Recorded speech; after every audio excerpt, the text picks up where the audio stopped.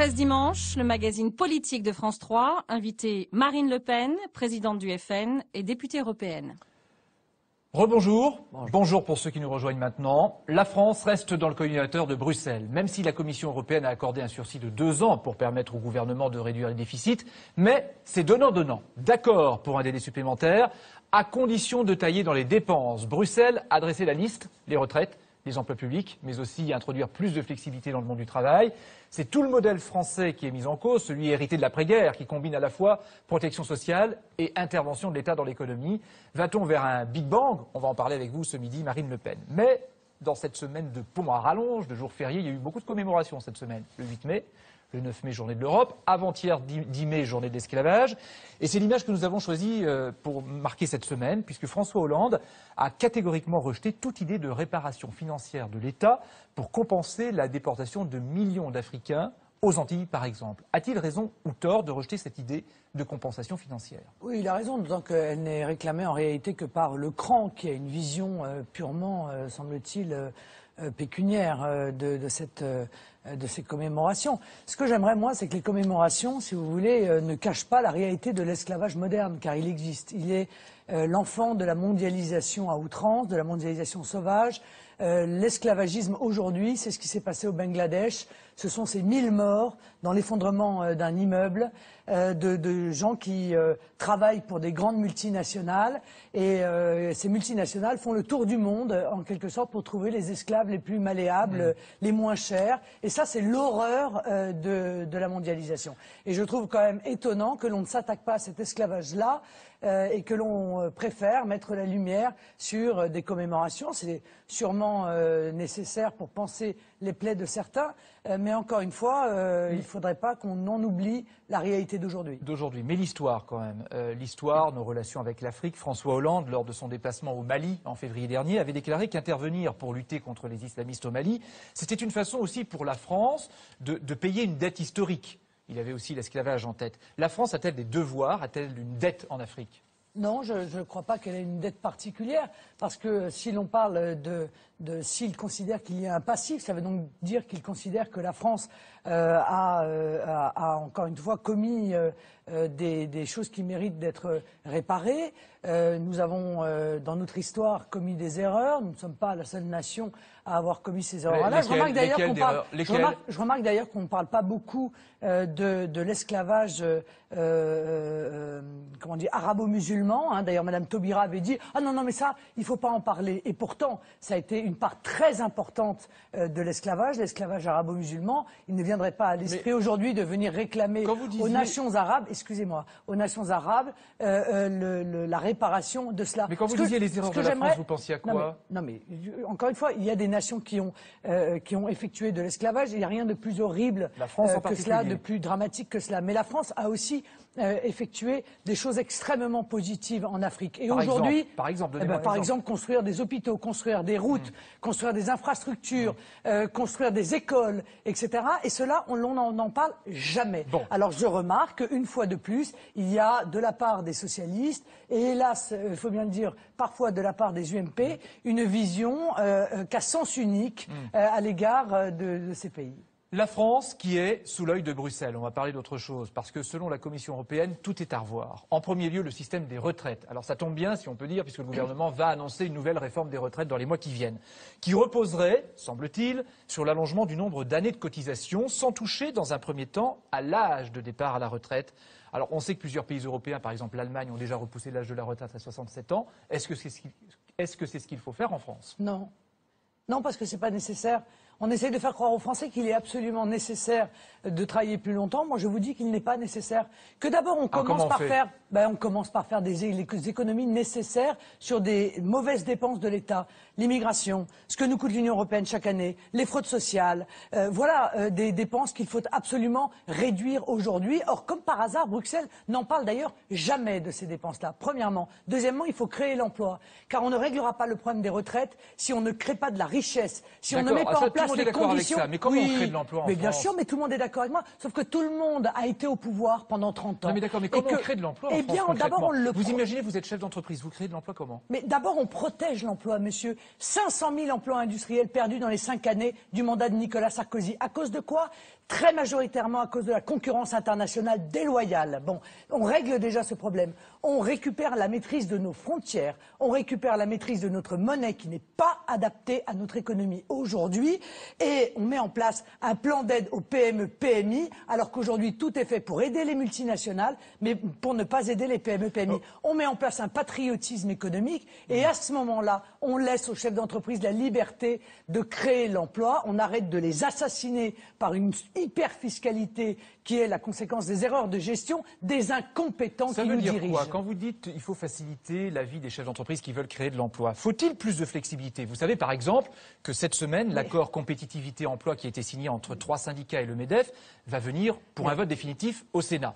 Est-ce que vous, par exemple, en tant que député, vous auriez voté pour? Non. Bah alors, L'UMP, le PS et le MEDEF main dans la main, ça vous interpelle pas? Ça interpelle pas les Français, ça?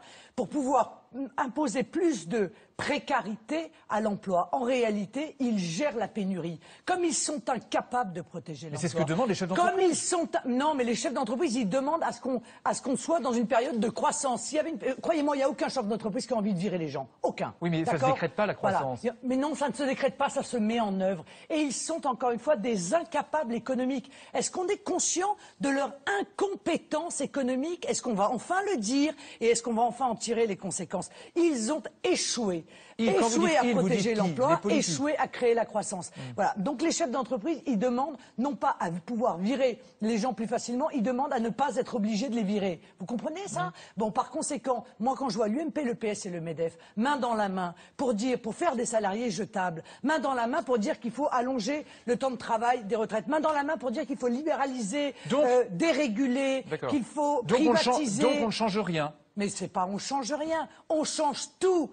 On récupère nos frontières, on envoie Bruxelles dans ses buts, on récupère notre souveraineté nationale, on décide de notre politique économique, on décide de ce que l'on doit faire de notre monnaie, parce qu'on récupère, encore une fois, les leviers d'action économique.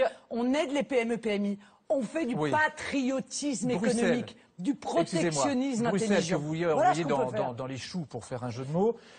Bruxelles pose aussi la question de la concurrence. Parce que Bruxelles dit c'est bien d'avoir EDF, d'avoir GDF, d'avoir la SNCF, mais ça empêche la concurrence et ça empêche peut-être un développement économique. Est-ce que vous pensez que ces entreprises publiques sont aujourd'hui trop importantes et qu'il faut éventuellement introduire plus de concurrence? Ce sont des services publics. Je crois qu'on a oublié ça. La SNCF n'est pas une entreprise. Non, mais les services publics sont là justement pour pouvoir permettre de mettre en place des tarifs qui soient les mêmes partout, que vous soyez dans une métropole ou que vous soyez perdu dans la montagne. L'idée de ce progrès-là, c'était que chacun puisse avoir des coûts qui soient justement, égaux. C'est que chaque Français puisse obtenir l'électricité, le gaz, le téléphone. Donc on ne touche pas ces entreprises-là. Par conséquent, mais c'est pas ça. Le problème, c'est que il ne faut pas obligatoirement les soumettre à la rentabilité. C'est ça que Bruxelles veut nous imposer. Ça, c'est la théorie ultralibérale. Il faut que tout soit de la rentabilité. Non. Une entreprise peut très bien être à l'équilibre sans être obligatoirement absolument rentable et faire des bénéfices incroyables. Le bénéfice qu'apportent ces entreprises de services publics, c'est l'égalité entre les citoyens. Et ça, c'est fondamental. Des entreprises, pour revenir aux retraites, et on va terminer là-dessus, qui bénéficient pour les salariés de systèmes de retraite particuliers, puisque les salariés peuvent partir à 52, 57 ans. Est-ce qu'il faut toucher à ce système de retraite? Oui, moi je crois qu'il faut créer une égalité entre les salariés parce que les différences sont aujourd'hui trop importantes. Mais permettez-moi de conclure sur ce sujet. C'est donc Bruxelles qui décide. Ils sont en train de nous appliquer ce qu'ils ont appliqué à la Grèce en novembre. En novembre, ils ont dit à la Grèce, on vous aide, mais la contrepartie, c'est encore plus de serrage de vis. Et notre gouvernement se soumet à cela. Mais il n'y a pas besoin de serrer la vis en France. Non, pas là-dessus. Et de toute façon, c'est pas à eux de décider. Quoi, alors? Mais bon sang, on est dans une démocratie ou pas? C'est nous qui décidons ou pas? Sur quoi on serre la vis? Est-ce que c'est nous qui décidons? Mais sur quoi on serre la vis? On serre la vis, je vous l'ai dit, sur l'immigration, 70 milliards d'euros par an de coûts. On serre la vis sur la fraude fiscale, 20 milliards d'euros par an. On serre la vis sur ce que l'on verse à l'Union européenne et qu'elle ne nous rend pas, 7 milliards d'euros par an. Croyez-moi qu'il y a des économies parce qu'il y a un gaspillage fou sur la décentralisation anarchique. Mais la vraie question, c'est, vit-on encore en démocratie en France? Moi, je pense que le peuple français est souverain. C'est à lui de décider. Ce ne sont pas aux technocrates de Bruxelles. En tout cas. Et donc, l'UMP et le PS ayant signé le traité budgétaire, voté ensemble, ils ont transmis notre liberté à Bruxelles. Et de cela, je crois, leur donne une vraie responsabilité devant l'histoire. Menacé ou pas, en tout cas, le modèle français est bousculé par la crise. C'est un contexte particulièrement porteur, j'allais dire, pour vous, parce que la crise attire vers vous des Français qui sont mécontents de l'état de la France. Alors, dites-vous vive la crise. On va voir ça avec Bruno Jeudi, du Journal du Dimanche. Bonjour Bruno. Bonjour Francis. Bonjour. Bonjour Marine Le Pen. Il y a un an, vous réunissiez un peu plus de 6 400 000 voix, soit 17,90%, premier tour de l'élection présidentielle, un score historique pour le Front National. 12 mois plus tard, vous continuez de progresser dans les enquêtes d'opinion, au point d'être plus populaire, par exemple, que le président de l'UMP. Et dans les sondages anticipatifs sur la prochaine présidentielle, vous seriez crédité d'un score supérieur à 20%. Alors ma première question, Marine Le Pen, est simple. Finalement, plus ça va mal, mieux c'est pour vous. Tout le monde se plaint de la crise, sauf vous. Votre rôle, peut-être votre rôle principal, c'est finalement de prospérer sur le malheur des Français qui souffrent de la crise? Votre propos n'a absolument aucun sens. Vous voyez, les Français... Il y a un lien entre votre progression, peut-être... Non mais monsieur, ça n'a aucun sens. Il y a un lien entre l'échec d'une politique qui est menée par l'UMP et le PS depuis 30 ans, la lucidité que les Français ont aujourd'hui sur les choix qui leur ont été imposés, et leur désir de changer radicalement de politique. Voilà. Pendant 30 ans, le Front National a dit attention, l'immigration anarchique telle qu'on la vit, ça va entraîner des catastrophes. On a été traité de raciste, de fasciste, je ne sais quelle autre amabilité. Aujourd'hui, tous les Français s'aperçoivent qu'on ne peut pas continuer dans cette situation. Ouais. Que c'est la multiplication de problèmes de sécurité, de problèmes d'identité, de problèmes de déficit de finances. Par exemple, c'est vrai pour le laxisme en matière d'insécurité. C'est vrai pour le modèle économique qui a été choisi par l'UMP et le PS. Ils se rendent bien compte qu'on est à la limite de ce modèle économique. Ils veulent donc en changer et c'est parfaitement légitime. Il y a d'autres chefs de parti qui dénoncent le système, puisque c'est votre mot, notamment François Bayrou, qui ne se retrouve pas aussi dans le système. Lui, pour capitaliser sur le vote justement des protestataires, il préfère la solution de l'union nationale. Vous, c'est quoi? C'est plutôt la division nationale? C'est le Front National seul? J'ai lancé un grand appel le 1er mai à l'unité de la France. Moi, je suis pour unir l'ensemble des patriotes dans la défense du pays, des emplois, des travailleurs. Monsieur Bayrou, il veut faire l'union nationale, mais pour faire quoi de différent? Il est européiste comme les autres, il adore Bruxelles comme les autres, il veut se soumettre aux diktats des technocrates comme les autres, il veut continuer l'immigration comme les autres, il veut tout faire comme les autres. Donc effectivement, il pourrait le faire avec les autres, ça je suis d'accord avec vous, il n'aurait aucun problème. Moi je ne peux pas, faites avec qui, puisque moi je... Nicolas Dupont-Aignan a proposé justement d'inclure le Front National dans une formation, vous êtes d'accord avec sa proposition? Ce que je voudrais savoir, c'est pour faire quoi? Moi, je veux remettre la nation au centre de la vie politique. Je veux remettre le peuple au centre de la démocratie.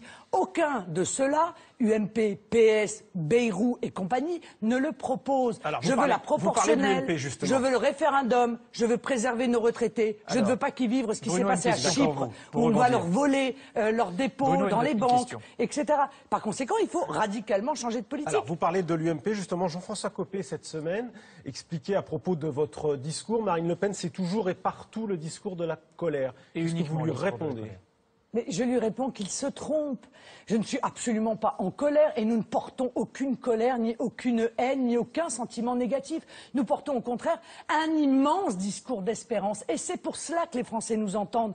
Je suis venu leur dire, voilà, ce qu'on vous présente là n'est pas une fatalité. Contrairement à ce que dit la présidente du FMI, Madame Lagarde, l'austérité n'est pas une fatalité. Il y a d'autres chemins que ceux qui vous sont proposés par l'UMP et le PS. Prenez-les, essayez ces chemins. C'est le chemin de la nation, c'est le chemin de la liberté, c'est le chemin de la souveraineté, c'est le chemin de la croissance. Il n'y a pas de colère là-dedans. En revanche, Monsieur Jeudi, ce qui peut mettre les Français en colère, c'est de voir ceux-là qui en réalité cachent leurs ambitions personnelles derrière des débats qui sont des débats artificiels, alors que les Français souffrent. Alors cette semaine, on a peut-être assisté au début d'une sorte de primaire entre Nicolas Sarkozy et François Fillon, son ancien Premier ministre. Le premier a traité le second de loser, et le second a dit qu'il se présenterait à la prochaine présidentielle, quoi qu'il arrive. Alors est-ce que Nicolas Sarkozy, d'abord, est le meilleur candidat? Peut-il revenir? Et est-ce qu'il est le meilleur candidat à droite? Je pense que Nicolas Sarkozy ne reviendra pas parce qu'il se fera attraper par la patrouille avant. Voilà. Ça, c'est déjà une première chose. La patrouille des affaires, voilà, exactement, bien sûr, qui se multiplient, qui sont extrêmement graves et qui vont probablement, dont les informations qui sont ouvertes vont prospérer. Mais le problème n'est pas là. Le problème, c'est qu'on voit le vrai visage de l'UMP. Pendant quelques semaines, grâce au mariage homosexuel, ils ont réussi à faire croire qu'ils s'intéressaient à la politique et à cacher en réalité leur rivalité interne. Dès que ce sujet a été épuisé, les rivalités internes ont recommencé. Ils ne pensent en réalité qu'à leurs intérêts électoraux et ils ne pensent en aucune manière à l'intérêt supérieur de la nation. Vous parliez des affaires. Un point, il y a 102 députés qui ont signé un appel en faveur d'Henri Guénaud pour soutenir Henri Guénaud, qui est poursuivi par la justice pour avoir outragé le juge Gentil qui a mis en examen Nicolas Sarkozy dans l'affaire Bettencourt. Est-ce que vous auriez signé cet appel? Non.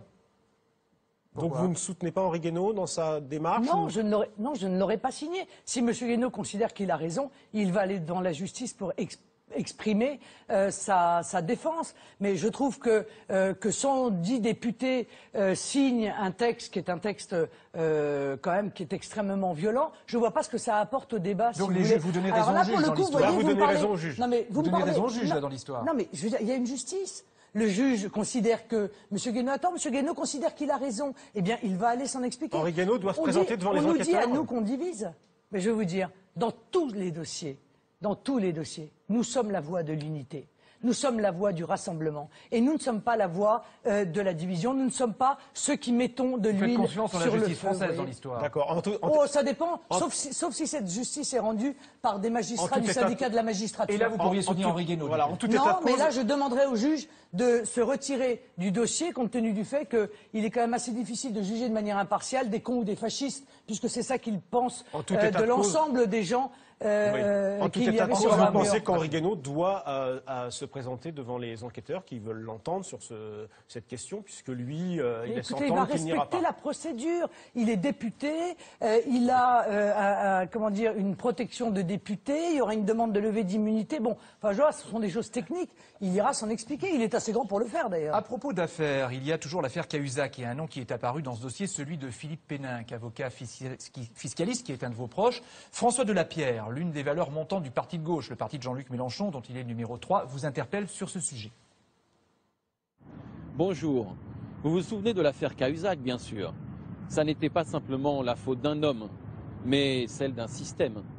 Et dans ce système, il y a un de vos amis, un proche, M. Péninck, un avocat. C'est lui qui a ouvert le compte en Suisse de M. Cahuzac. Sans ce Philippe Péninck, Cahuzac n'aurait pas pu organiser ce système de fraude fiscale dont il a bénéficié. Monsieur Péninck, vous l'avez décoré, votre parti, de la flamme de bronze, au congrès même qui vous a élu présidente. Ma question est simple. Est-ce qu'aujourd'hui, vous le referiez ? Oui, cette question est absolument grotesque. Ben non, mais si, bien sûr, parce que M. Péninck n'a aucune responsabilité. Il est avocat, il a commis quelque chose de parfaitement légal. Et il était non, mais ce que dit François Delapierre, c'est qu'il a été décoré une décoration honorifique du Front National. Mais bien sûr que oui. Vous imaginez bien que M. Péninck, qui il y a 25 ans a ouvert parfaitement légalement un compte à un de ses clients, donc il ne pouvait pas imaginer d'ailleurs que ce client, qui n'était pas du tout un homme politique, ne déclarerait pas les sommes qu'il mettrait sur ce compte, n'a rien commis d'illégal. Bon. En revanche, ce que M. Delapierre oublie de dire, c'est que moi, M. Péninck est devenu, bien postérieurement à cela d'ailleurs, un de mes amis. Je vois pas bien d'ailleurs quelle responsabilité je peux avoir dans cette affaire, mais bon. Mais en revanche, M. Mélenchon, que M. Delapierre défend en toutes circonstances, lui a siégé dans le même parti que M. Cahuzac pendant 30 ans.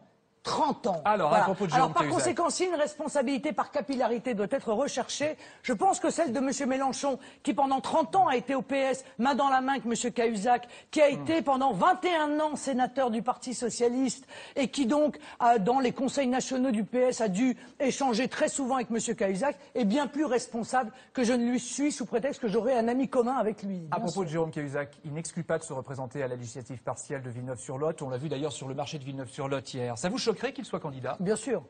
Bien Pourquoi sûr, il n'est pas condamné? Mais s'il le fait, c'est probablement parce qu'il a le sentiment que, après tout, lui a été, comme je l'ai dit tout à l'heure, rattrapé par la patrouille, mais que d'autres le mériteraient peut-être. Après tout, il considère que c'est sa place. Ça veut donc dire que peut-être il pense que d'autres que lui sont encore en poste et qu'ils ne devraient pas l'être. Voilà, il y a derrière tout ça un sentiment d'impunité qui est effectivement la conséquence du système. Ou ça vous arrangerait parce que finalement la gauche se trouverait divisée parce qu'elle a investi un candidat cette semaine. Et je crois que vous savez, la gauche n'a pas besoin de division.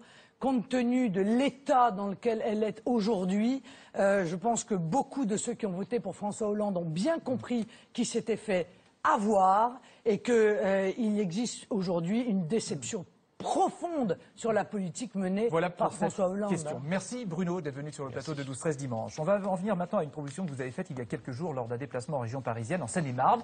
Vous n'avez pas fait de quartier, vous avez proposé de détruire les cités pour construire des logements traditionnels. Alors vous imaginez quoi? D'abord, comment ça pourrait se faire? Quel coût? Qui paierait? Où? Quand? Comment?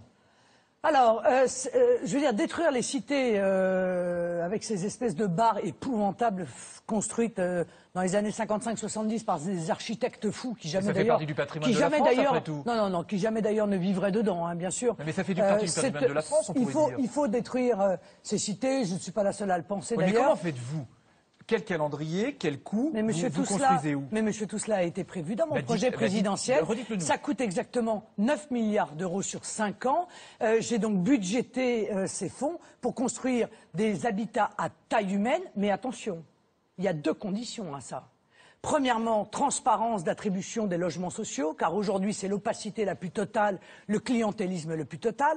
Deuxièmement, il faut mettre en place une vraie surveillance des conditions de respect, d'occupation de ces logements sociaux. Ça veut dire quoi? Ça veut dire que tous ceux qui dégradent les logements sociaux qui leur ont été accordés, ils doivent être expulsés. Car c'est un bien commun, c'est un bien qui est payé par les citoyens, payé par les contribuables, et il mérite évidemment d'être respecté. Alors, que ceux qui vivent dans des conditions qui ne respectent pas le cahier des charges, qui sont par exemple 10 ou 12 ou 15 dans un logement pour 4, doivent devoir être expulsés également. Mais ils vont où ces gens-là? Mais ça, ce n'est pas notre problème, monsieur. La solidarité... Ils sont là, vous les mettez où dans la rue? La solidarité, il y a une contrepartie, vous voyez. C'est pas à sens unique la solidarité. Non, mais ce sont des gens qui sont là. Non mais permettez-moi, monsieur. Il n'y a pas des gens qui se réveillent le matin, tous les matins, pour travailler à 4 h du matin, à 5 h du matin, pour payer des impôts, pour aller payer ses logements sociaux sans contrepartie. D'accord? La contrepartie de la solidarité, c'est le respect des règles de la société. Et c'est le respect aussi de ceux qui payent. Mais il y a une autre question qui se pose. Si vous reconstruisez plus de logements plus bas, il va falloir plus de terrain. Vous empiétez où? Sur les terres agricoles? Mais non, absolument pas. Alors là, ça c'est le progrès. Ça c'est le programme de Madame Duflot, qui est en train de mettre en place une taxation, une taxation des terrains agricoles non constructibles périurbains qui va rendre la situation des agriculteurs absolument dramatique. Je pense qu'il faut repenser l'aménagement du territoire. Arrêter ces immenses mégapoles d'ailleurs. Il faut contribuer avec l'aide d'un État stratège à l'installation des entreprises justement dans des endroits qui sont en train de se désertifier pour éviter d'ailleurs au passage le déplacement de populations considérables de millions de personnes qui sont obligées de vivre hors des grandes villes mais de travailler dans les grandes villes avec tout ce que ça entraîne d'ailleurs de problèmes routiers, de problèmes d'embouteillage et cela dans le respect des normes d'architecture régionale, ça me paraît encore une fois pas scandaleux. On va terminer par un peu de musique. On va pas l'entendre, mais on va le voir. Bob Dylan. Vous l'avez écouté, vous, Bob Dylan? Oh oui. Ça fait partie de votre registre? Oh oui, mais j'ai un registre extrêmement bon, mais c'est pas la question, parce qu'il y a une polémique autour de lui. La ministre de la Culture, Aurélie Filippetti, voudrait lui décerner la Légion d'honneur. Sauf que